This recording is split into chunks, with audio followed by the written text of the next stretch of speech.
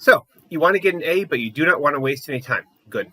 This video will reveal how to optimize your learning in a multimodal course. First off, what is a multimodal course? Any course that uses material that engages students with multiple sources is multimodal. Most courses have books, lectures, homework, office hours, videos, quizzes, and exams. If your course lacks videos, you can find related videos on YouTube. Most courses are essentially multimodal. Teachers build their course based on the established learning theory that neurons build connections between one another to create memories. Repetition of information across a synapse, which is where an axon of one neuron meets a dendrite or cell body of another, strengthens that synapse and increases the probability that a memory will become long-term and increases the ease at which you access those memories.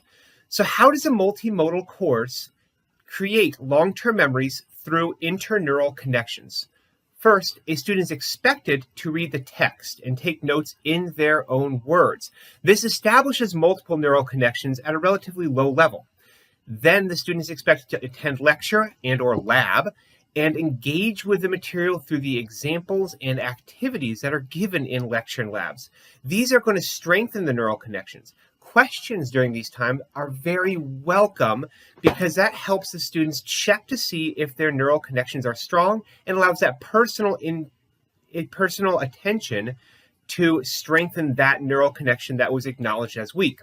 Homework is a way for students to check to see if their neural connections are strong enough to respond to the prompts and answer questions without falling back on the book, but with the opportunity, of course, to fall back on the book just in case you wanted to make sure you're right, or to check the notes just to make sure you're right, or to go to office hours to ask the professor, does this sound like I'm answering the question?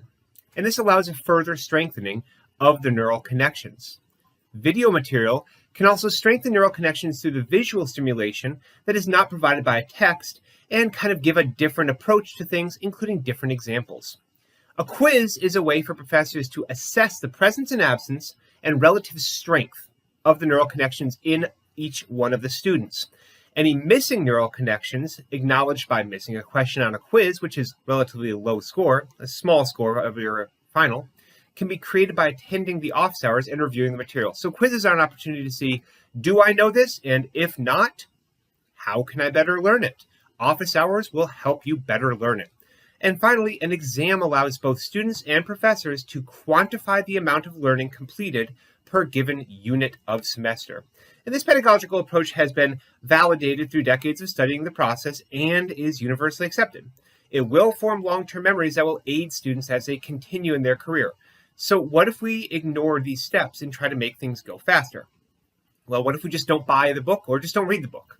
Well, I mean, books are expensive and reading takes time and it takes a long amount of your effort. Well, we eliminate an opportunity to establish those neural connections before we come to lecture or lab. If we don't take notes in our own words, we actually limit the number of neural connections formed and neurons that are actually stimulated. So thus we impoverish ourselves of synapses. What about just being passive during lectures, i.e. attending but not really mentally there? If we spend lecture time only giving partial attention as we're, checking our phone, or worse yet, if we just Zoom from our bed with our phone propped up somewhere, we do not strengthen any neural connections that were formed during reading.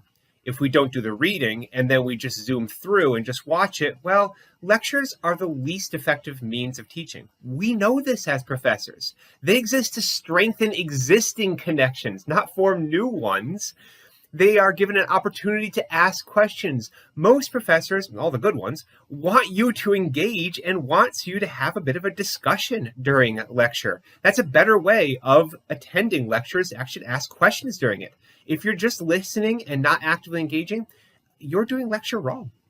What about using Google for homework questions? This allows you to get an answer without actually knowing it. Effectively, you're bypassing a learning opportunity in exchange for a higher grade. What about skipping office hours? Office hours allow you to ask questions about the homework, express confusion about one of the topics that you don't fully understand, and it gets a professor to look at your neurons, in a way, and personally strengthen each of those connections through explaining the material more thoroughly. This also gives you an opportunity to explain what you're having a difficult time with a professor. And if multiple students come and say, we're having a difficult time with something during office hours, it increases the probability that the professor will spend more time making sure those connections are firm before exams or quizzes. What about skipping the videos? Honestly, videos are made to be short so they can hold your attention and review important facts. They're a minimal contribution for learning. It's useful and fun and a pretty easy way of reviewing things, but they're not really as essential as most of the other methods. Don't skip quizzes or exams. Nobody skips quizzes or exams. Hi, you. What about just using videos the night before, making those short-term memories, and hoping that the exam is simple fact recall? Honestly, this usually works in high school, and most students come in with this as a default setting. Fortunately, college is about long-term learning. That's the goal. And professors are very good at making sure you will have a full opportunity to establish long-term memories. They're also very good at writing questions on exams or quizzes that test more than just simple recall. So this, as a technique, it's good for high school, not so good when you're paying for college. Repetition is how learning happens. I've said it several times because I want you to learn it. A multimodal course has these multiple modes because the professor has spent the time putting them together so that you can spend the time utilizing them. Remember that lecture and office hours are opportunities for you personally to ask questions and get answers. Email is also a great way of doing this if you don't want to raise your hand or stop in and cold call a professor during the middle of their office hours. But we want you to learn. We want you to engage.